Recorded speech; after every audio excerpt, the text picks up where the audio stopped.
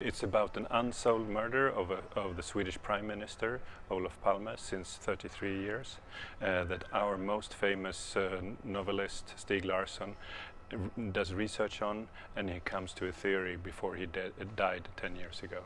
And when I found his paper later, I come to the conclusion and the solution of the murder. I was writing another book, and I was doing research on it when I went into an archive and I found a paper that was not signed and with no date. And I asked the lady who had it, who wrote this, and she said Stieg Larsson. And that was one of those moments that only happen a few times in your life. When I then later found all the papers from Stieg Larsson, it was a lot of papers, 20 big boxes of paper that I have to go through, and I took 4 or 5 boxes out of them, and I scanned it all, and I made it digital, and I made it into a new order. And then when I went through the whole research of Stieg Larsson, I realized he had a very tangible, very concrete theory about who murdered our Prime Minister. Unfortunately, Stieg Larsson died. He was only 50 years old when he died of a heart attack. So what I realized was that he wanted to meet these people that he was writing about, that he thought were involved. So since he was dead, I had to do it instead. So I started traveling around the world. I've been to Cyprus, I've been to South Africa, I've been to different places in Sweden, and I met all these dangerous people. And I came to my own conclusion who actually pulled the trigger, who killed our Prime Minister. A couple of times in the story, because this is a quite exciting story, I hope, I came to stops where I couldn't get around it.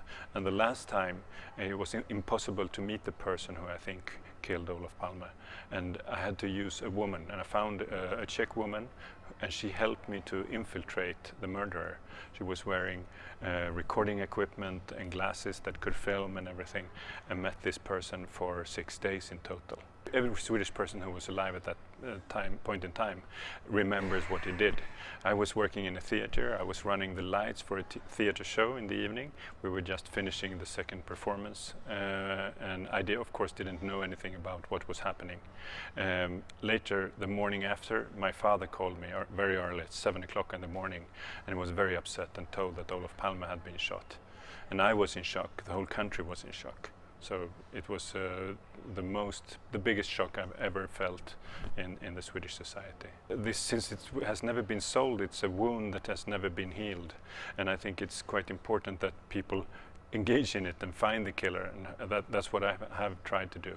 And I realized that Olof Palme was our biggest statesman, and he was a big threat even for the superpowers of the world at the time.